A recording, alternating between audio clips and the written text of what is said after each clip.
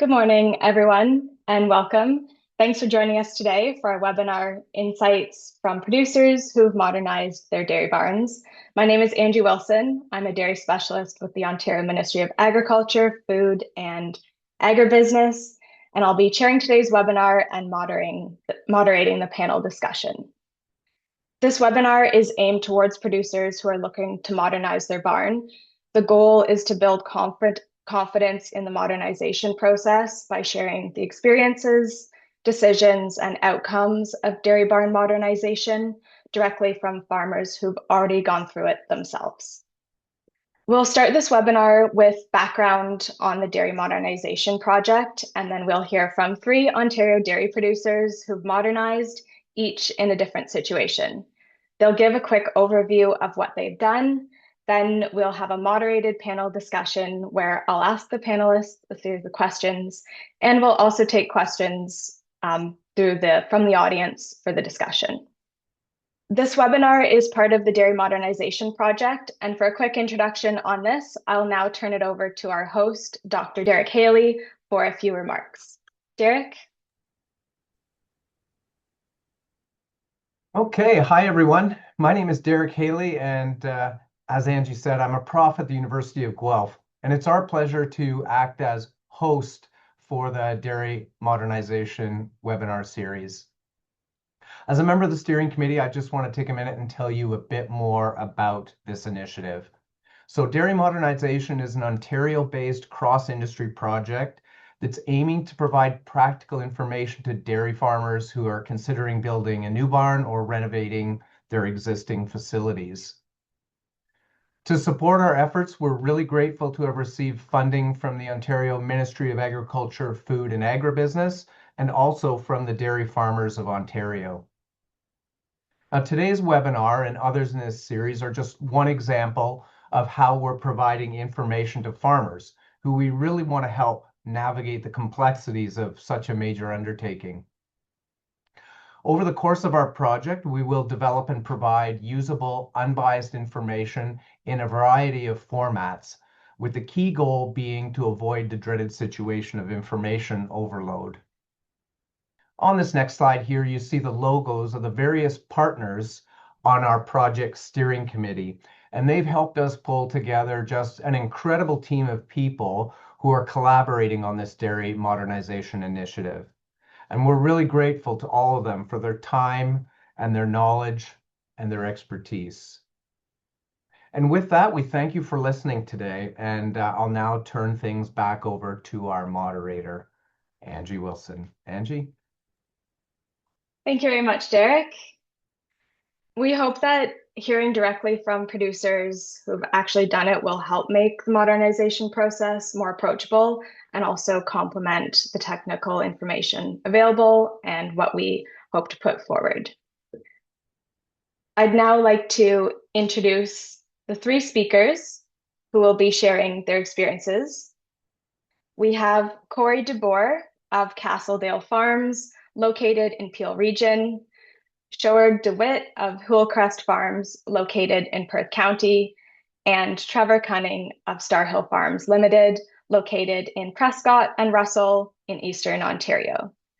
They'll each give a short overview of their operation before and after, and what the modernization process looked like for them. Trevor, we will start with you. Good morning. My name is Trevor Cunning. I am from Eastern Ontario in basically as far east as you can go. I'm a 3rd generation dairy farmer. Took over from my father, who took over from his uncle. Currently, we're milking 70 cows with the ability to eventually go to 90 onto V300s. We've been farming since the 1900s. My dad established Starhill Farms in 1979 when he incorporated. He started milking with 7 cows on pail milkers. So the evolution of the business has come pretty far since then. We've always been an innovator in the area, whether it's harvester silos or doing custom harvesting or custom work. I've been active on the farm since I was a young kid. either was helping with feeding or some sort of chore.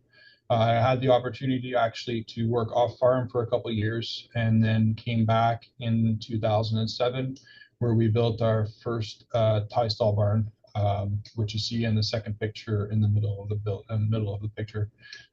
Within outgrew that barn within a couple of years and had to make a decision on what to do next. The other sides of our business had kept on growing, whether it was custom work or seed sales. So we were always expanding and had to decide what we were going to do.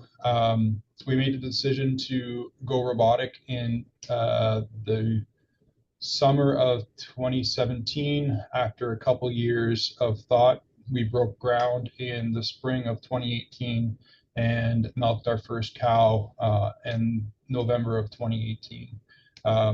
Since we built the barn, we've actually gone robotic milking, robotic feeding, and we've installed a calf feeder that has really changed the way my dad has done things when he started. We're always looking for ways to innovate and stay efficient, and I think that's what's keeping us being progressive in the area. Thank you.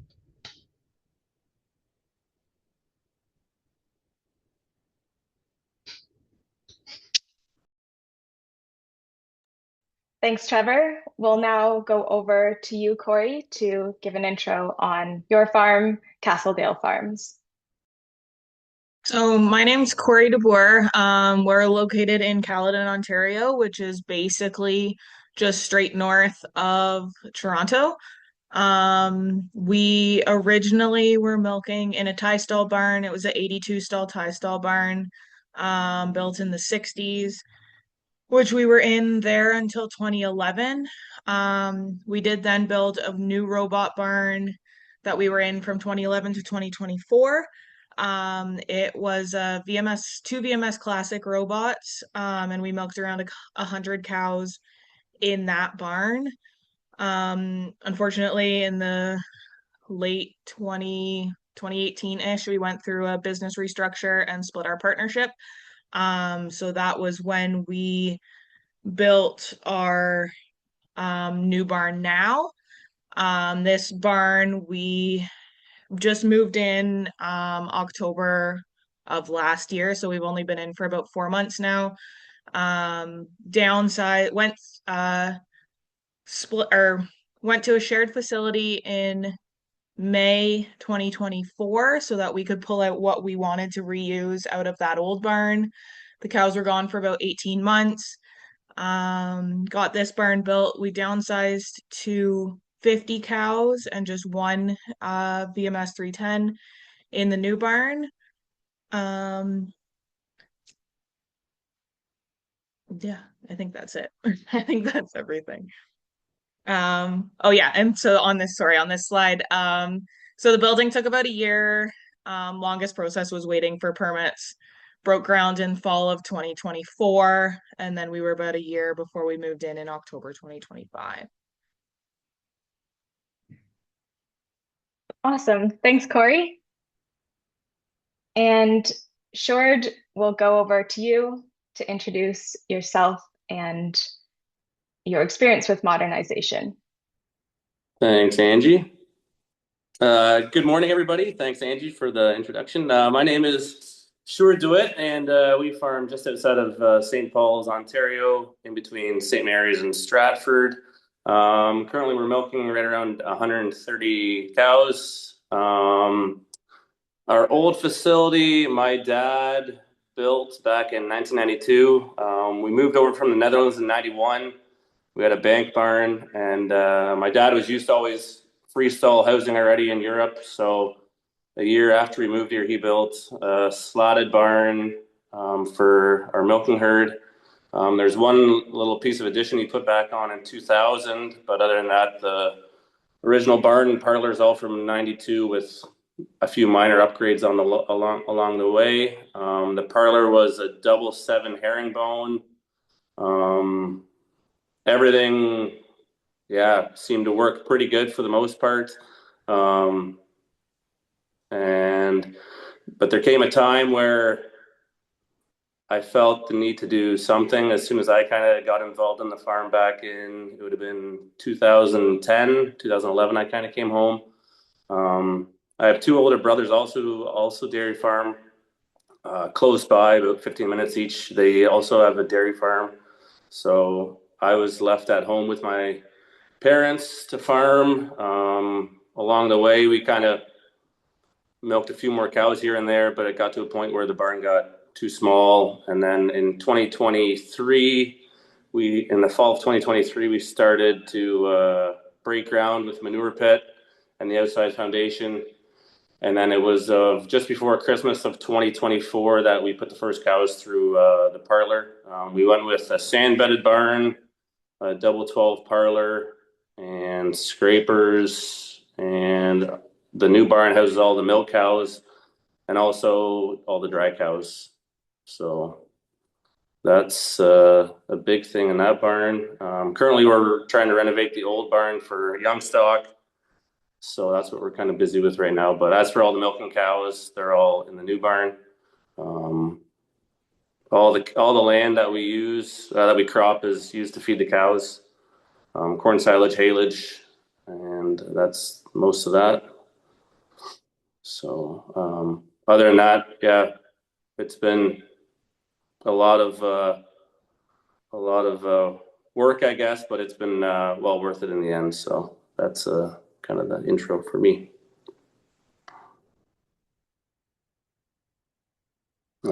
Here, yeah, we went with a flush system for the Parlour in the holding area, and the other picture you see here is just the scraper alley with the head-to-head free stalls and a little bit of the plumbing that got done by the tradesman. Great, thanks, Sjoerd. And thank you all for the summaries. And we're now going to move into some prepared questions. And for the audience, please use the Q&A to ask questions, and we'll take those in. Okay, so our first question is, before you began, what was your biggest hesitation or barrier to modernization? And Sjoerd, we'll start with you. My biggest one was when I started drawing a few of my own chicken scratches on paper of what I was kind of thinking in my head, was the footprint of the whole facility. I thought to myself, this is way too big. I can make it work now, kind of type deal. Why does it have to take up twice the space of what the current barn we had? And I kind of hummed and hawed. Should I put dry cows in the old barn? Do I have to move? Like, do I just make a simpler barn, or what do I do? So that was my biggest hesitation. A big thing for me too was we kind of lacked the manure storage at the time. Like, a lot of times it'd be early winter, we'd have to make sure we have the pit empty, and then early spring we'd have to make sure we would be able to get on the field too. So that was also a big driving force on, pushing me to get things going. Yeah, that makes sense. And Kori, what about you? Your biggest barrier, hesitation? I think one of the biggest barriers would have been financing. Like I had said, we had gone through a separation, so we were basically at the point of, do we build or do we quit? Those were kind of our only options. Once we were getting things started, biggest issue definitely was red tape from the town and from the province as well. There's a lot of restrictions in Peel County with building. So part of the reason why we had originally thought about staying with the 100 cows. We downsized because location. We're too close to houses to kind of have that 100 cows right off the bat. So we downsized so that it'd be easier to get permits. But then we were probably like 6 months or more too. We had to do archaeological digs and stuff on the property, and we were a long time waiting for the province to get all that stuff back to even just get started with building. Okay, so did you have an idea of what you wanted to build prior to looking at the finances? Yeah, we kind of always knew that we were going to go robotic, everything in one barn. I guess we were lucky that we had built a robotic barn in 2011, so we could kind of take what we liked and what we didn't like and build from there. So we had an idea of kind of what we wanted to go with. Right. And Trevor, how about you? Your biggest barrier or hesitation when starting? Well, we had thrown around the idea of renovating our tie stall barn. I think it was more of an economics thing. We were like, well, do we need to build a brand new facility? Um, but in the end, we made the decision to build a new barn and renovate our tie stall barn for the heifers because we were in the situation where our heifers were in an older style barn, actually the original barn, and we needed to do something with them. So renovating the tie stall barn became a no-brainer kind of thing, and then building a new robotic barn and building it right, doing it right, making sure everything was wide enough, big enough for the cows to move around, be comfortable, especially with we are a free flow barn too. So we had to make sure we had enough room where the robots were, enough room for exits and our sort system and all that. So the layout basically was something that we had worked on probably for a good 4 to 5 months and maybe overworked it too. Like it got to the point where we did it and redid it and then went back to what we had to. So and it's hard because the more people you talk to, the more ideas you get. Then technology changes so quickly nowadays that you make a plan and next thing you know, well, that plan doesn't work with something you want to do. So I'd say making sure the layout worked for the animals, not so much for us, was our biggest concern. So. And when you say making sure it was built big enough, how did you decide how much bigger to build?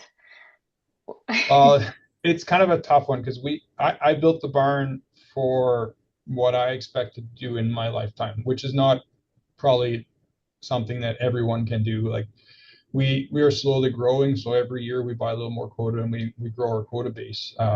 Eventually, like I said earlier, our barn will hold 90 animals, and I mean we were coming from a tie stall barn that held 60, so we weren't expecting to fill that barn right away.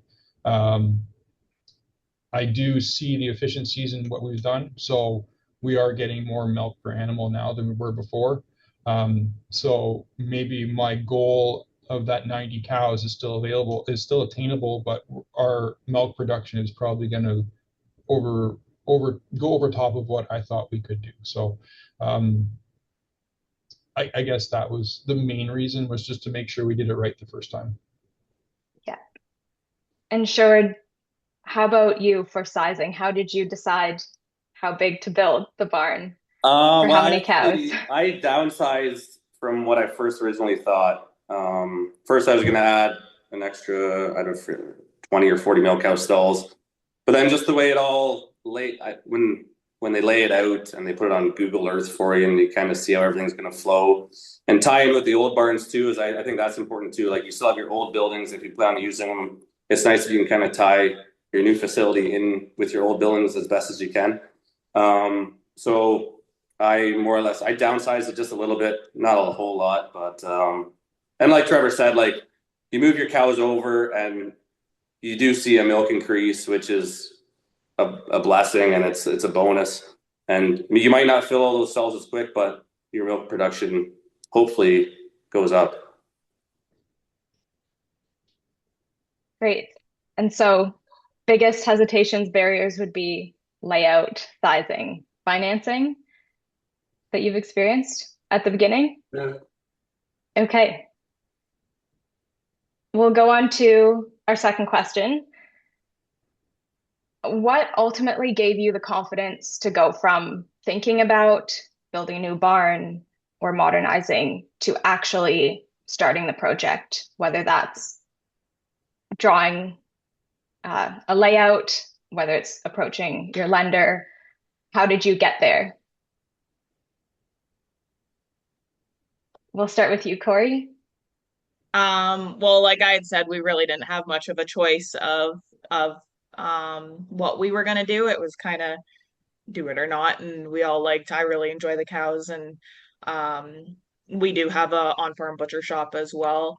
So that's partially why we did downsize, was just because that was the hope, was for it to take the other half of the cows. But yeah, we were at the point of either we do or we don't. So we just decided to continue on. Right. So you, yeah, had to. And Sjoerd, how about you? A big thing for me was there was a time in the summer where I'd see perfectly good milking cows. Either they'd get hurt in the barn or they'd get a really bad case of mastitis, and a day or two later you wouldn't have the cow either, or it just turned into a cull cow once the treatments were over, and you could ship that cow. And I got to the point where I knew how it could go, because lucky for me, I have brothers who farm also, so we bounce ideas back and forth. And there's enough younger farmers I talk to in the area, and they've done similar things too. So I kind of looked how they do it, and then it got to a point where we'd be losing cows, and then you kind of put a value on that, and also the headache of that too, of having to deal with those kinds of things. And eventually I kind of got to the point where I wanted to do something, and just seeing our numbers more or less slip, like with DHI,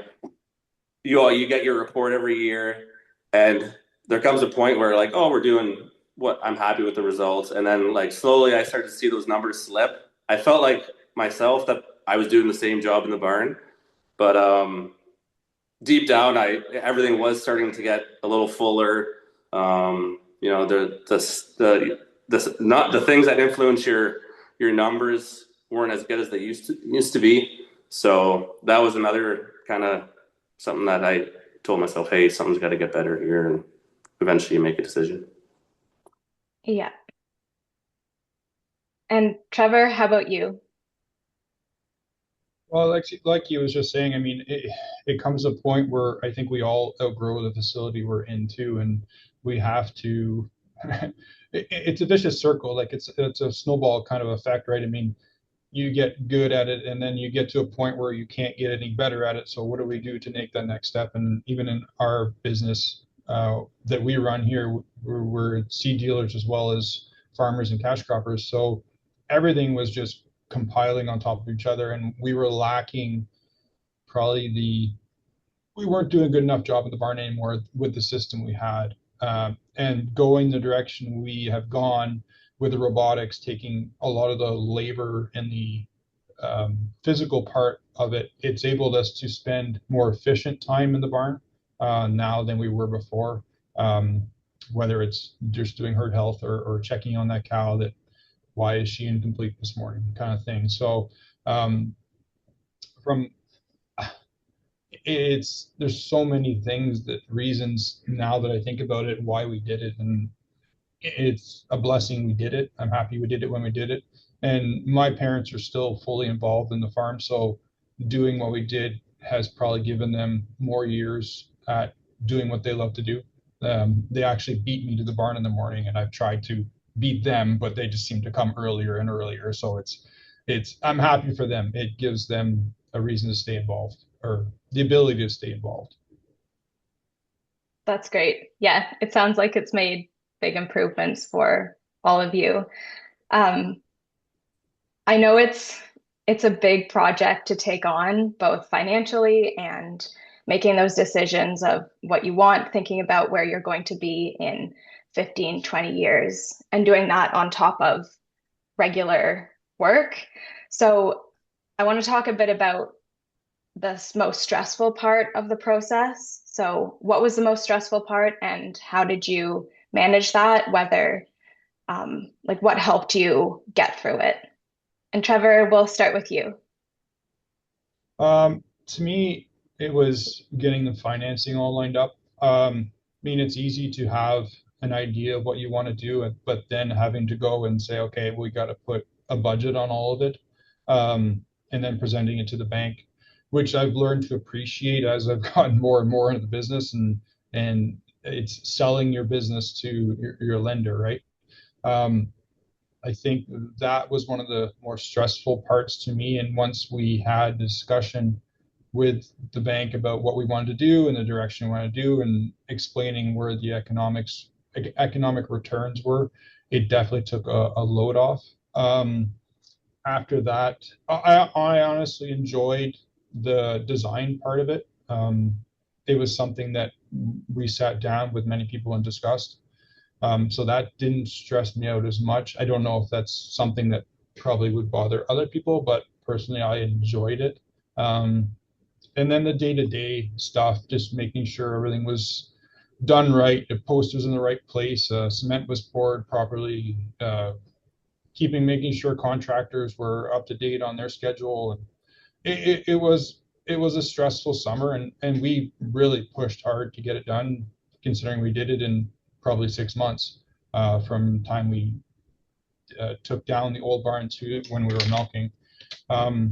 But in the end, I'm happy that I went through the stress of it, because being there and being stressed out made sure that whenever we turned the key at the end of the day, it was done the way we wanted it done.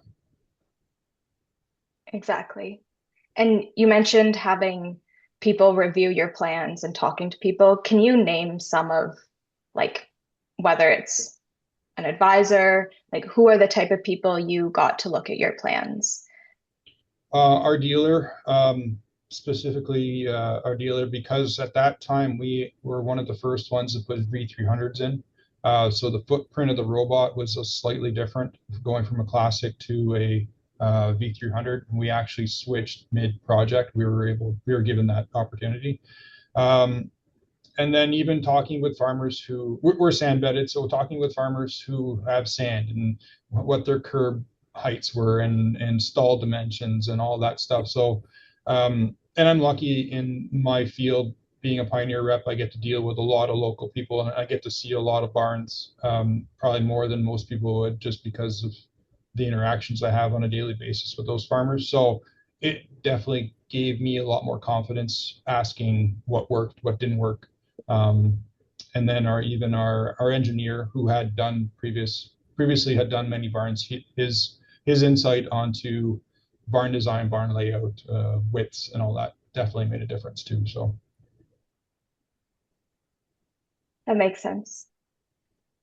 And Kori, what about you?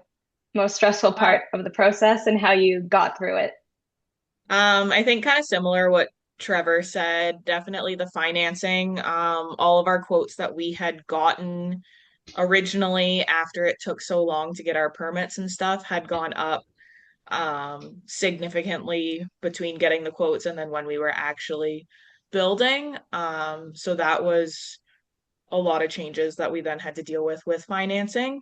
But also, yeah, just the building process itself, the same thing, spending all summer or all year really just almost babysitting the builders and stuff, making sure that stuff was done properly. And then pushing everyone to get stuff done. We were shared facilities for a while to use what we could out of the barn. We thought we would be like 9 months in shared facilities, and it ended up that our 18 months was up October 31st, and we moved the cows back October 27th. So there was a lot of push to keep people going to get things done for when they needed to be done. And would you say you were there pretty well every day to see how things were going? My dad for sure, like he more or less was a foreman and made sure he was here every single day making sure that things got done. Me not quite so much, because I was spending a lot of time over in the butcher shop and stuff, but there definitely was somebody here every single day. Yeah, I have heard that that's been beneficial for producers. And Sjoerd, lastly to you, most stressful part. It was probably Mother Nature. We started and it was beautiful weather, and then just before the first concrete was going to get poured, we got, it must have been 6 or 8 inches of water right where the pit floor was going to get poured. So I got really good at pumping water in a year and a half.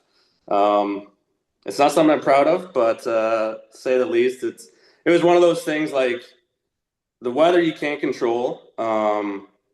But when the trades guys come, you want to see them more or less do what they got to do. So if there's water to be pumped, then I was the one usually pumping the water. Luckily, you hit some. It kind of comes and goes too. Like we started with a little bit of wet weather, and then all of a sudden, December was beautiful weather. It was no snow, sun, and they got the whole outside of the barn foundation done. So looking back, it comes and goes. A big thing for me was like making sure with the whole going back to the drawings is like talking to people that you work with on a regular basis, like your feed rep, your herd health vet, or any vet that you deal with. Like they see a lot too, right? And I think they want to see you do your best in the situation you're in. So kind of bouncing ideas back off of them that was really beneficial for me too. You got to remember, like, you're dealing with a lot of different trades all the time too. So if you want to be careful with what if you get angry, you want to kind of, I think, pick your battles, to say the least. I found it was nice. Well, what worked best for us is if each trade kind of came in on their own. Like I didn't want the electrician to be there at the same time that the framer was there, because then they're almost like running into each other, and I felt it was easiest if one would just come at a time. And the big thing too is if they consistently keep coming, which I would say was pretty good for us. Like once the guys started coming, it's not like they all of a sudden didn't show up for weeks on end. So that was nice. You just gotta pick your battles, and you gotta remember too, like perfect example. I always tell people when my dad built our barn in '92, that construction crew, that was pretty well their job for the whole summer. Like they were there every day. But now a lot of times with construction, it goes a lot quicker than it used to back from 30 years ago. And sometimes you might have a guy come in at 8 o'clock and they're packing up and they're leaving by 1 PM already. And like their job is done for the day and they're off to maybe another job site, who knows? So that's a big thing that's changed over the years too, I feel. Yeah, that brings up a really good point about being the general contractor or not. So whether you're managing trades. Sjoerd, you were the general contractor for your project? We had somebody, he was in charge of all the concrete work and the framing. And then in terms of electrical and the plumbing, I kind of decided who I wanted to work with that. So. Okay. Yeah. And Kori, how about you? Did you have a general contractor or were you managing that? Yeah, we did have someone that kind of managed everything. And then, like I said, my dad did kind of make sure he oversaw everything, but then we did have a second person just to kind of make sure things were there just in case as well. May I ask why you chose to do that? Like, I know there are pros and cons of delegating it to someone, but yeah, your rationale for that, you and your dad. He kind of did a mix. Well, yeah, I guess it was kind of a mix of like doing everything. He still took care of some of the like electrical, plumbing and stuff was separate, and then everything else was through the other people. I'm not sure timing. We have had a lot going on, a lot of different things going on. So just the extra help kind of to keep things going, or try to anyways. Yeah, it's a lot to manage. And Trevor? I tried to do, well, most of it myself, actually. I enjoyed it, so I took it on, and I'd do it again, to be quite honest with you. I enjoyed that side of it, keeping organized, keeping everybody on task, making sure everyone's schedule was kept. So it did take my entire summer, but it was worth it. So Yes. Yeah, there are definitely advantages and disadvantages to taking on that role yourself. And just for all the attendees, before you decide to be the general contractor or not, make sure you're looking at what responsibilities that entails and the liabilities. And we're going to move to an audience question. So our question from the Q&A is, could you share roughly how long the full process took? So from starting construction to moving cows into the new barn. And I think We touched a bit on that, but please reiterate that. Trevor, we'll start with you. I believe we started knocking down the old facility in April. It was a really early spring that year, so we got at it as soon as we could. And we were milking November 18th of that fall. The barn is 65 by 200, so that's how big we were with a new feed room on it. And Kori? Like I had said, our stuff with the town and province and stuff definitely took the longest. I want to say we kind of started trying to get permits like November, December 2023, and then it took almost a year to kind of get all that stuff finalized. Broke ground right around Christmas time, 2024. Same thing that Sjoerd had said, we had a lot of weather issues, so that definitely made things take the longest. Should have been doing trusses in like June, and it was January, and it was not a nice winter last year to build stuff. So between weather, it did take about a year, 11 months or so to get things done. So started, yeah, Christmas 2024, and we were in October 2025. And did you, to get to speak with the municipality, did you have to bring all your plans there for the permits? Yeah, we pretty much had to have everything ready to go. We had plans already made prior to that. It was a lot of just waiting and them sending things that we needed changed and starting again and back and forth until we could finally get things done. Okay.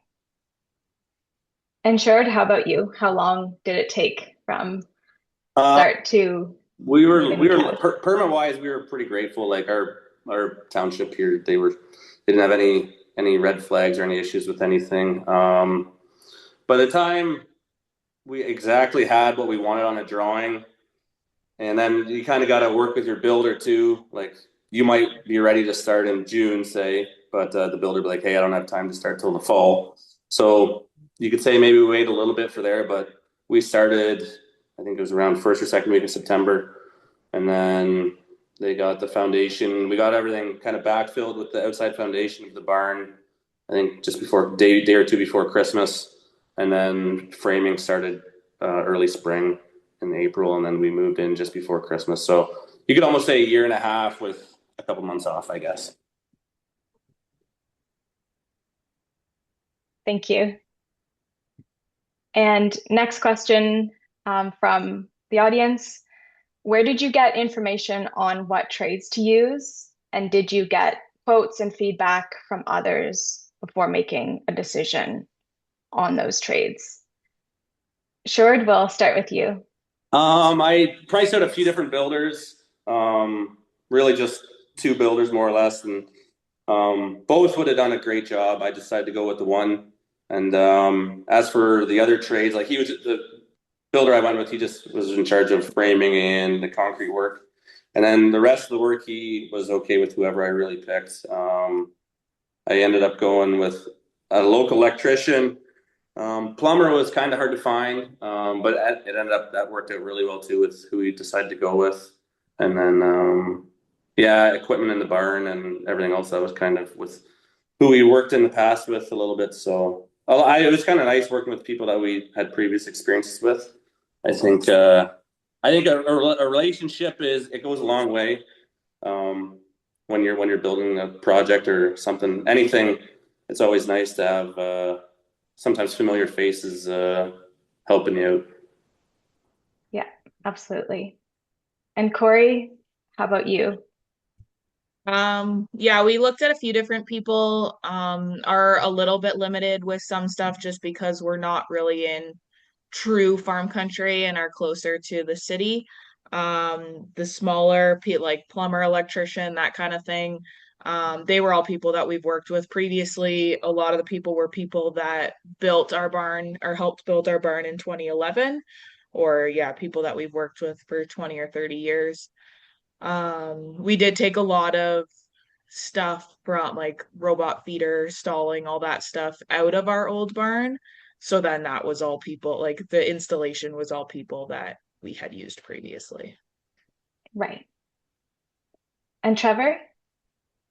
Our carpenter we used, because we're a wood frame building, was someone we'd known before. The electrician was same thing. We worked with the person we were working with, but we had told them what we were doing, obviously, in advance, so they could start lining up their schedule to make it work.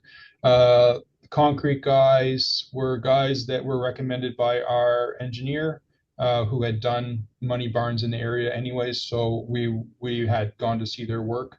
The equipment guys, we actually bought as much as we could from this one person, just for savings on volume, basically. So everything we could get from our milking dealer, we got from them, just because they were grouping everything, and it saved us some money in that sense. Okay. So a lot of it with who you were choosing to work with came down to the relationships you have and reputation. And then did quotes factor into that, Trevor? We had to get quotes for the bank. They wanted quotes from multiple people, just so that they knew that we were, I guess, where we should be. So we went around. I think we had to get 3 quotes from multiple people, just to make sure that either we weren't lowballing them, or we weren't way off on where we should have been. So Okay. Sjoerd, Kori, did you find similar experience bringing multiple quotes to the bank? I was okay that way. I kept a budget, obviously, with as the project was going on. I kind of kept the bank kind of informed on what was going on, and they actually sent an appraiser out a couple different times throughout the process, just to see the process of the barn, and he'd say, hey, the barn's at 40% complete, the barn's at 85% complete, and then the bank would have a rough idea on the how the cost was going on, how the project was coming along. But the one thing is, like, a big thing with the whole build is your excavation. You never really know what it's gonna be, and once you get started with building, say you start with digging, and then you kind of finish off with your last load of A gravel, and that is sometimes that number can range from all over the place, whether it be $10,000 or it might even be $100,000 depending on the layout. So sometimes there's different costs along the way that you kind of just, hey, I didn't expect that to happen, and you kind of just play it, see how it goes, and do it as it comes. So Yeah, we have heard that excavation can be pretty expensive. yeah. And Kori, what about you? Did you have to get multiple quotes? We didn't have to get multiple quotes, and we were um, in good shape when we first originally started.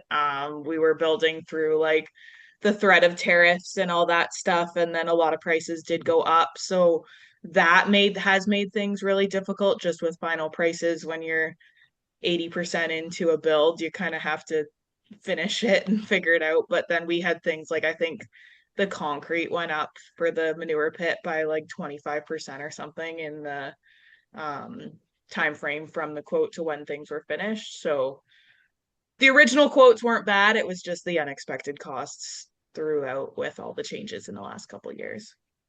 Yeah. And we have a question. I'm going to direct this one towards you, Trevor. When you moved into a robotic system, what was the process like for the cows getting used to the machine? Did you have issues? And then if you could talk about workload and time spent in the barn, whether that changed. The biggest thing, we wanted to make sure that their hooves were done 6 months prior to moving, because we were going into new concrete, and we wanted the cows to be mobile, right?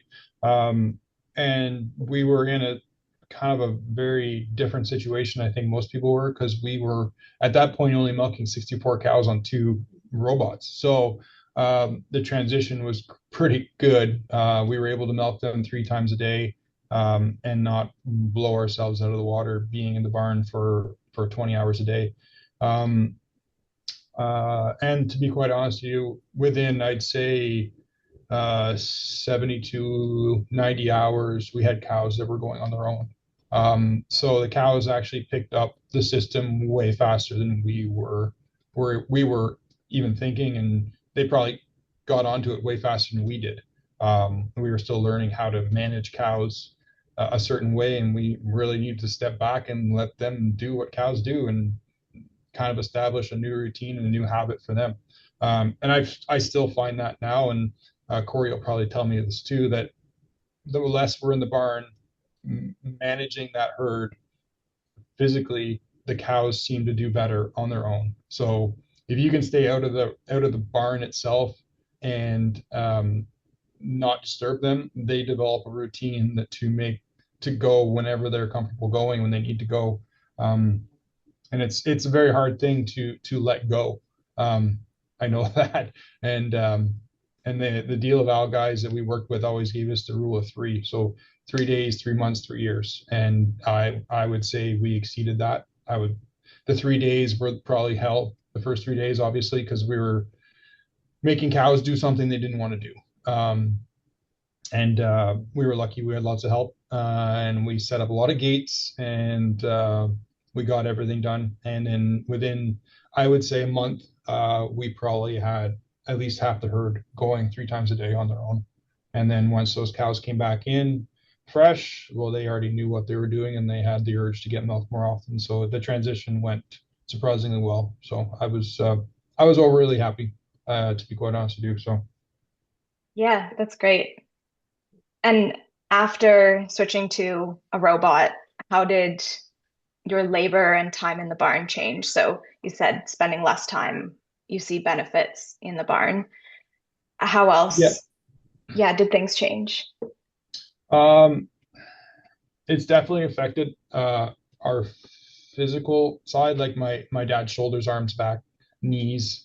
I think I had figured out my dad had bent down a million times before we moved into the robot barn. So you can think of the toll that takes on your body. Um, from another side of it, it just gave us the flexibility to have supper and not have to run back to the barn, go to the fair, and then come to the barn at 8 o'clock, 9 o'clock, and everything was good. And we had maybe 2 or 3 cows we had to fetch and wash things down. So you're in the barn for maybe half an hour. It definitely improved our quality of life. I still have 3 young kids, so we're able to go to hockey games and soccer and stuff like that, which is nice, which I don't think I would have been able to do in the tie stall barn, because you had feeding to do, you had milking to do, you had cleaning to do. So your schedule was set. And it definitely allows me a lot more freedom, and it allows my parents to keep doing what they're doing because we've taken the physicality out of it. And I think that's their passion, and doing this has really let them stay involved in the business for the next, as long as they want, really. So Yeah, that leads us to another question that I had for you. You've described it well, Trevor, about the positive impacts on your day-to-day life. Can you speak to that, Kori? Like what positive impacts your new barn had for you, your family, quality of life? Yeah, I think it made a huge difference, even just going from going from the tie stall to the 2011 robot barn to the new robot barn. Every step has made a difference and been better. The robot barn we built in 2011, it was a new barn, but then there was a lot of things that we worked with what we have or what we had. Dry cows were in the old tie stall barn, heifers were in the barn they were always in. Feed room wasn't probably as big as it should have been. So our cows did struggle just not getting what they needed. Now being in this barn, we made a lot of changes to the way we feed and how much feed we can store. I think my dad enjoys it a lot more. He spends like all day in the office. I'll call him and be like, okay, where are you? What are you doing? And he's like, oh, I'm just watching the cows go through the robot. I'm like, okay, whatever. But definitely made a difference. with the amount of labor that we need. And then, like Trevor had said, physical as well. You don't realize how much work you do. Our old barn, our heifer barn we were pail feeding grain every day. We do have a robotic feeder now that does all the feeding and things that you don't think about. I'm actually pregnant right now with my third child, and I feel way better than I did with my other two because I'm not hauling 50-pound feed bags and things that I shouldn't this time around. So it definitely is maybe not labor intensive because we're still or it's less labor intensive. We still spend a lot of time here, but we definitely enjoy it a lot more um, than we maybe did before. Yeah, that's really great to hear. And Sjoerd, how about you? Yeah, big thing for me is in the old barn, I felt like I had to be there all the time, every cow I had to see. I feel that's a little bit less now. Yeah, we still got our kind of like set times that we start at, but for me, I don't mind that. I don't mind, hey, this time I'm up in the morning. And help has been really, we've been quite lucky that way, I guess. I wouldn't say we've got a lot less labor since we moved over. It's different kind of labor, I guess. Like maybe we do more now, or I'd like to think I do a little bit more. And stuff I never got used to get around to, maybe I get around to it now a little bit quicker. Yeah, and we're done. In terms of being done at night, it's a little bit earlier, a little bit earlier than what it used to be too. And I feel like I can still, if I can be there for half milking, and if I have to leave, then they'll be okay finishing up with the help that we have. So finding labor wasn't an issue for you No, when you were I've considering? been pretty lucky that way, but it's like anything that the whole labor issue, it comes and goes, and sometimes you get a really good group in a couple of years, and sometimes you might just hit a patch where you can't really find anybody, and that kind of comes and goes. So I always say take it as it comes. So when you were deciding on building a new barn, did you know that you wanted to go with a parlor, or did you go back and forth between robot, parlor? Uh, I kind of I kind of looked. I wouldn't say I looked a little bit at robots. My biggest thing is when I'd go to an open house, say with a parlor, I would kind of get excited. Like there'd be a side of me that says, "Hey, this is what I like." And I feel like I was the only guy in 2024 that put in a regular parlor, and a lot of people probably questioned me, but and that's fine. Like everyone's always gonna have an opinion, and that's the beauty of it. And at the end of the day, I told myself I got to work with it. This is what I'm happy with. I know in terms of the way we were feeding our cows, I could keep that very similar. And I kind of said to myself, "This is what I want to go with." And yeah, that was the big thing for me. I went to a guy's place once, and he said it perfect with me, and it kind of stuck with me. He came here and he was looking at a whole bunch of robot barns. He toured a lot of different robot barns, and he toured a couple parlor barns. And his wife said to him, "Are you going to make a decision sometime?" And he said, "Well, I don't really get excited when I go to a robot barn like I do a parlor barn." She's like, "Well, there's your decision right there." So then, yeah, he's like, "Well, then you're right." So then that's what he decided to do himself. So, and the thing is, both of them they've been proven to work. Like you can make anything work, and there's the cookie crumbles a lot of different ways. And at the end of the day, you just got to be able to be happy with your decision and get the milk in the tank, and that's what it kind of comes down to. Exactly. That's a really important point. So we've talked a bit about the benefits, the positives, how things have improved. I think it's also important to talk about mistakes or what went wrong. So if you're comfortable sharing something that went wrong, any mistakes, what happened, and what advice you'd give others to avoid the same issues. Trevor, we'll start with you. What went wrong? There's been in the planning side, I think there, as much as you try and cover everything, there's always something that gets forgotten.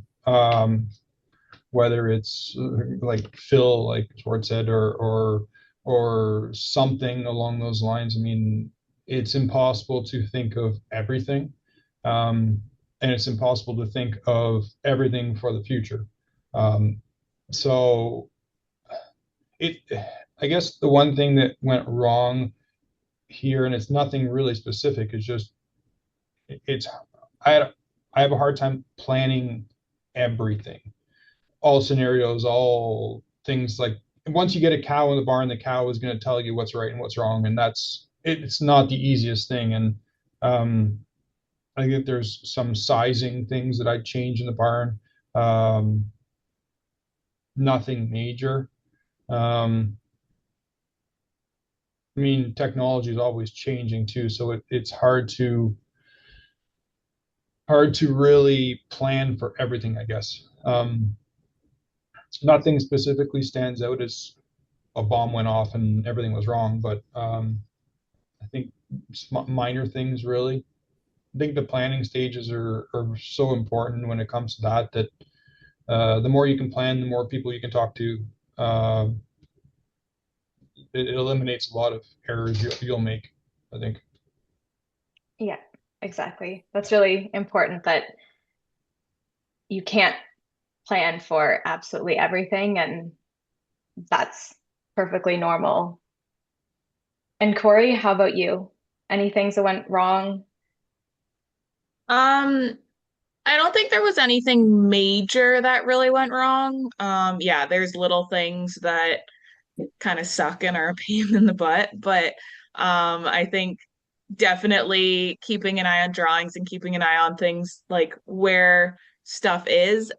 It can be really tough because it's stuff that, like, some things that you don't even think about until afterwards, or you think is maybe on the drawing but got missed. Yeah, there was nothing major.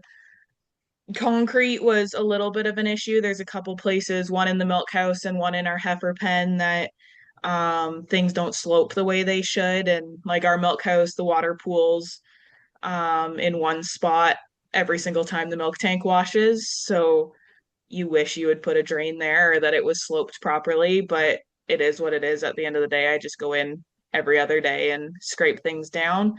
Um, but yeah, mostly just keeping an eye on stuff, but then I guess not getting too angry if there's a few small, not major issues that happen, because I don't think with buildings this size, you're never going to catch every single thing. Yeah, exactly. And Sjoerd, how Yeah, about you? yeah, I would say there's anything that really stood out. There was one wall that needed replaced, but it was all things that kind of you deal with it as it comes, right? And a big thing is it's important to make sure you're there as much as you can, I guess, because they always have questions, and if you're not there to ask, then normally they're gonna just do it the way they feel is best. So the mistakes that did happen, they all kind of got fixed, and it was nothing major. It's nothing that I'd lose sleep over at night. So That's reassuring to hear that from all three of you. Were you expecting anything major to go wrong? Like when you were starting planning this, thinking about building a new barn, were you concerned that you were going to make a big mistake? Sjoerd? uh, no, eventually I think you get to the point where you've done the whole planning phase. You've put pen to paper, you did your own little drawings. You got together with your dealers, you put a drawing together, and you start something and you want to see it out. You want to eventually say, hey, this is I'm starting like this. I want to see it completed and be done.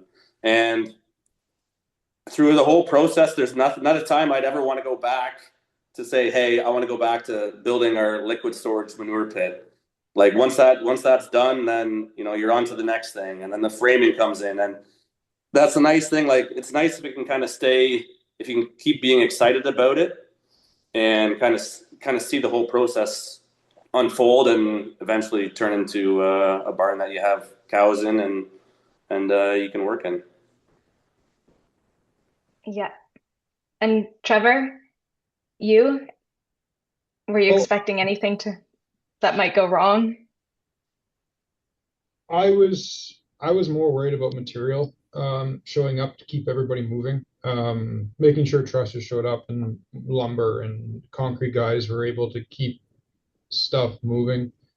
Since I took on the project, I was basically in charge of making sure everything was there for guys. Um, so it was a matter of just talking to them and making sure, okay, boys, what do you need for the next couple of days? Where are you going to be? Are you going to be here? Um, so I think the schedule, staying on top of that was the one thing that would worry me more than anything else, just because we were planning on being in the fall, so we wanted to make sure, well, okay, the robots are in today, electrical guys got to show up tomorrow, then the plumbers got to show up after that. So um, I think that was my biggest concern, but it all went pretty smooth as long as there was very good communication with everybody. Everything was everybody kept on schedule. And Kori? I don't think we really expected anything to go wrong. I think the biggest thing, we did have a few smaller issues that we realized that kind of we couldn't change. So just being able to pivot on the small issues and make changes on the fly, which I'll admit I am not very good at. So, but being able to, yeah, make those changes and figure things out as you went. I think timing was a bit of an issue, but and getting things done as quickly as we might have wanted, but just pushing people and making sure things are done right and that kind of thing kept things going. And at the end of the day, it's done now and things are good. So it's not as big of a deal as I maybe thought things were a year ago. For sure. Is there anything, like looking back, is there anything you would do differently or anything you wish you'd known when starting out?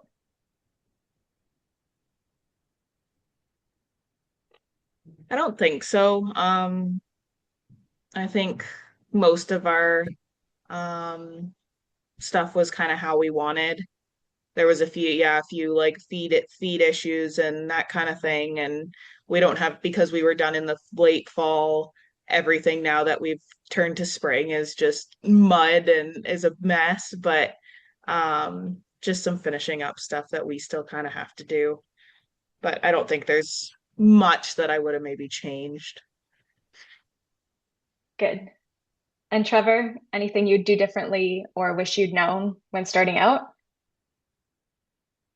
Other than minor things, like Kori was saying, I mean, you're never going to get it perfect. But would I change a major thing? No, honestly. I mean, at the time, we were following code because we had to make sure our main disconnect was not on the barn. And then the code changed halfway through construction. So it's the same as robot facilities now. Like it used to be, you had to have an enclosed building for your robot. Now you don't need it. So it's hard to keep up with everything. I mean, could you have saved some money some places? Probably, but in the end, I mean, it is what it is, right? So you do your best to keep up with everything, and it's hard to say I'd change something. A lot of stuff was out of our control at that point, right? So Yeah. And Sjoerd? Yeah, the whole thing, it's a process, right? Like everything, because a lot of times you're already busy enough with your regular barn work every day, and then you kind of add a new build on top of that, and you still have to keep everything going in the existing building too that you're in. So it's important to try to do both as best you can to the best of your capabilities, and it's a process. Yeah. We'll summarize the questions from the chat. So, how did you make decisions about all the systems you put into your barn, such as like the type of barn you went with, the technology for feeding, manure, bedding, ventilation, milking? How did you go about deciding which to use? Trevor, we'll start with you. our milking system, well, we were prior to our construction at De Laval farm. So we had De Laval equipment, so we were comfortable with our dealer. I did look at Lely, just to say I looked at Lely, and the Gia dealer. Well, I had talked to him a couple of times, but nothing ever came of that. Manure system, we'd been dealing with a local supplier, so we just went with them. We were comfortable with them. They had good service. There wasn't anything special about the manure, so it was very stock, very standard. Our feeding system, well, we went as automated as we could from our dealer, our milking dealer. He had the equipment for it, so we stuck with them just for some cost savings, because I didn't think there was much difference from one feeding system to another. And the stalls, well, we did the same thing. We got them from our dealer, because we looked at some stalls, and the stalls that we saw from our equipment, our milking equipment dealer, were similar. So it was more an economics thing at that point, that we were trying to group as much as we could from one person. It definitely saved us some money. And I didn't think there was that much of a difference if we were going to bounce around between companies, and it kept things a lot simpler dealing with one group for a lot of stuff too. So it was a lot easier than having to make 5 phone calls wondering where your alley scraper chain is and your transmission for your alley scraper and your feeding system was. So it was nice in that sense to keep it as simple as possible. Absolutely. Sjoerd, how did you make decisions on what to put in your barn, technology, all of that? A big thing was I'd go to a lot of neighbors, people that have kind of done it before. I thought it was important for also that I went to barns that were already 5, 10, 15 years old to see how everything was working out for them. Like you're not in it just for a couple of years and done, right? Like it's an investment of, some would say, a lifetime. So I kind of went to different farmers in the area, done it before, kind of took what I liked from a lot of them and kind of pieced together what I saw fit for myself. And Kori? Yeah, a lot of the stuff that we put in was companies that we had maybe worked with before. For the robot system, we did work with both Lely and De Laval in the beginning stages of the drawings. We kind of made it so that if we ever did want to switch from De Laval to Lely, like we could do that, and worked with both of them for drawings. Biggest reason why we did go with De Laval, we had used them previously, but also because we had vacuum pumps and that kind of thing from our old barn that we could then use on this robot. It did have a lot of cost savings to kind of stick with the same robot. But I am happy with the outcome so far. And I have one last question for the panelists. For the producers who are watching and thinking about modernization, but they aren't sure where to start, or maybe they feel overwhelmed, what's one piece of advice you'd give them, that you'd give someone who's in the early stages of this process? Sjoerd, we'll start with you. I think a big thing is if you're looking at doing something, you got to be confident in the decisions you make. I always say you don't want to sit on the fence. You got to be either on one side or the other. And for everyone, it's different, right? Like if you have a young person that's getting into the industry, I don't think it's a super big decision. Like it makes decisions sometimes easier. If you're getting older, then sometimes that can play effect too, right? Like you don't know what can happen. Like a farm can go on for hundreds of years, something like Trevor's, or sometimes people only milk cows for 20, 25 years and it's on to somebody else. Like you don't know. So I think you got to be confident in what you do, know why you're doing it.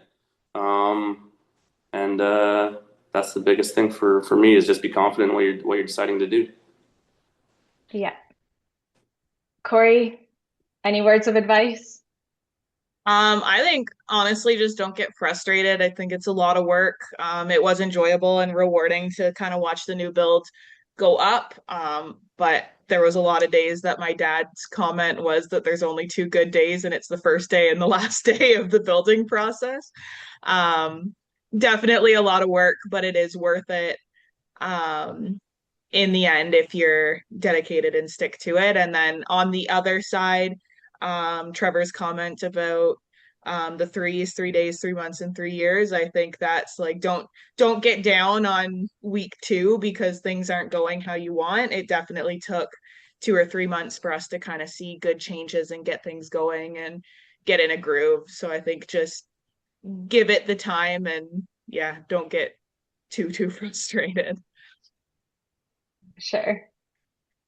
And Trevor, how about you? I think if you are really thinking about it, you do it. Honestly, I've talked to so many producers in the area like, oh, we should build a barn, we should build a barn, we should build a barn. And 5 years goes by, 10 years goes by, and then they're in a position where they don't do it anymore. I mean, unfortunately, nothing's getting cheaper. Everything gets more expensive. So if you are really, really thinking about do it and start doing it, honestly, it's not something if you are really putting it on the back burner, you're probably not going to do it. It's unfortunate. It's just the economics of today's world, and nothing is getting less expensive. So, and we are all of us are not getting any younger. So, now's the time if you're thinking about it. To be quite honest with you. Yeah, now's the time. Good point. We will have one last Q&A from the audience just regarding the finances. When you're approaching your lenders, did you have to factor in increased production, repro, health in your financial budget? If you could quickly answer that each. Kori, we'll start with you. I think honestly a lot of our numbers were off. We didn't really account into that a lot, or what we thought would have been good is different now. We really struggled to get high production in our old barn, so we kind of based our numbers now off of that. And we are reproduction and milk production is way higher than what we thought. So now we're just kind of working to make those changes with the bank and that kind of thing. And how about you, Trevor? I'm very lucky. My bank manager he's got an ag background, so he kind of understood the whole concept of what we were trying to do and where we were going. So I don't have to overcomplicate my presentations to him when he fills in a lot of the blanks. He kind of understands the industry. We did make a presentation to him just to thought where we would go, and we have exceeded that, obviously, which he was overly happy about, right? So, but yeah, I guess in any business, we're gonna have to borrow money, and your bank is only as good as the guy in the corner office is, right? So if you have a good guy who understands it, it makes things a lot easier. Yeah. And Sjoerd, did you factor in production, all of that into your financial budget? No, not really. I think the biggest thing the bank wants to see is they want to see maxing out your milk check as much as possible, most effective way. And the biggest thing is, I always said, if my preg rate gets better and I'm able to sell more fresh heifers or sell more bull calves or whatever, that's the bonus. The biggest thing is, you only get 2 checks. Normally, you only get a couple checks a month. When you're in dairy, you have your milk check and maybe some cattle sales, and that's pretty well it for revenue from a dairy farm. And the rest of the month is all bills coming in. So you got to make use of what you got and do the best you can with your cows. That's always number one. Is you got to take care of the cows, and they'll take care of you, as a lot of people have told me in the past. So that's true. Yes. Okay, so that wraps up our questions, both the ones we had and then from the audience. And although we can't answer every question about specific on-farm decisions, we really appreciate your interest. So we hope to have more resources and opportunities to explore these topics in depth in the future. Some of those can be quite in-depth and long to discuss all the options. So we have noted that down, and thank you for your interest. If you have any other suggestions on topics or resources, we'd love to hear them. You can email us at info@dairymodernization.ca and also visit our website, which has been put in the chat to stay up to date on events and resources. I'd like to thank you all for joining us today, and a huge thank you to Kori, Trevor, and Sjoerd for sharing your experiences so openly. And I'd also like to thank Anna Schwanke and Cynthia Miltenberg for all their work behind the scenes to make this webinar happen.